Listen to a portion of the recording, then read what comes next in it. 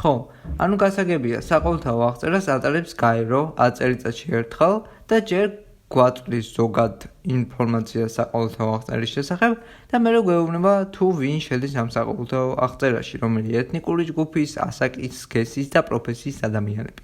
ქალბატონი თამარი ხსნის, რომ ამ ციფრებით ბევრი ორგანიზაცია და პოლიტიკური ძალა არასწორად მანიპულირებს, რადგან ხალხს ატყუებენ, რომ ერთ წელიწადში 200,000-ით გაიზარდა პოპულაცია, როცა სინამდვილეში საყოველთაო აღწერა ტარდება 10 წელიწადში ერთხელ. მე ვიცოდი, რომ საყოველთაო აღწერა ტარდება 10 წელიწადში ერთხელ, მაგრამ არ ვიცოდი, რომ ჯერ იდება ზოგადი ინფორმაცია მოსახლეობაზე, ანუ რამდენად გაიზარდა მოსახლეობა და ეხლა რამდენს შეადგენს და მერე გვაწვდიან ინფორმაციას, თუ ვინ შედის ამ საყოველთაო აღწერაში. მაგრამ მე შევედავები ერთ რამეში ქალბატონ თამარს.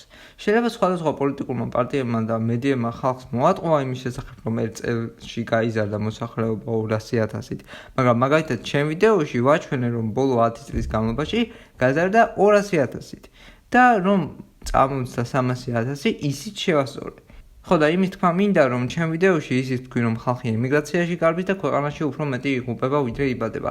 და იმის თქმა მინდა, რომ ვიდეოში ქალბატონი თამარი პირდაპირ იტყვის. მოდით დავუვიდოთ საქმდას და გაეროს, როცა დადებენ სტატისტიკას, თუ ვინ შედის ამ 200,000-ში და მერე ვიღელოთ და ვინერვულოთ ამ საკითხთან დაკავშირებით. ანუ ჩვენ კი დეტალურად გავაანალიზებთ ამ ინტერვიუს, მაგრამ მე, რომელიც წყაროებიდანაც მაქვს ინფორმაცია ამ საკითხთან დაკავშირებით, სწორად ხსნიან ამ სიტუაციას და ის პრობლემები, რომლებსაც ვღელავთ და გვაწუხებს, არ შეიცვალა იმ აზრით, რომ თურმე 200,000 ადამიანი არა ერთ წელში, არამედ 10 წელში გაიზარდა.